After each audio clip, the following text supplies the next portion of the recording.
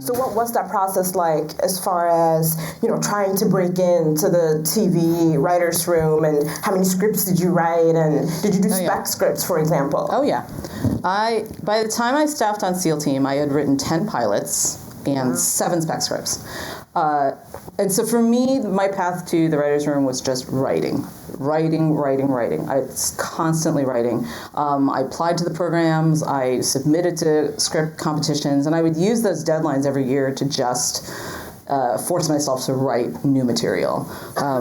And so the number one piece of advice I give anyone who wants to break into TV, it's not about get an assistant job, find an agent, win this competition. It's just write. Start with that. Just write a lot, because you need to write a lot of scripts, A, to get better, but also to figure out what you want to say and how you want to say it and what your unique voice is. Because I would hear a lot of people who were hiring, or even the programs, the directors, when they would talk about what they look for in a script, they would say a unique singular voice. And I'm like, do I have a unique singular voice? I don't know. And it took me writing 17 scripts to figure out what that was. Not that you guys have to write 17 scripts in order to break in, but just, the blank page is always going to be there for you. You got to start seeing it as an opportunity as opposed to an obstacle.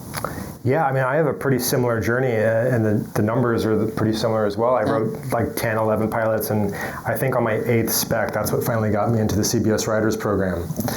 And I think part of it was also, making the mental switch from features to TV, because the discipline is so different. I do believe, and I'll not fight any feature writer, but I'll go to bat for TV writers in saying that writing a good pilot is much harder than writing a good feature.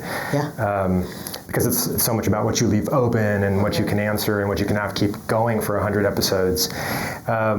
But I also, remember working on as many things as possible during that time, just to free my mind of just always being in the pilot mode, to just keep the creative juices flowing. Because I feel like it's, as much as you're just going to be concentrating on writing TV pilots or specs, those are, the things you need.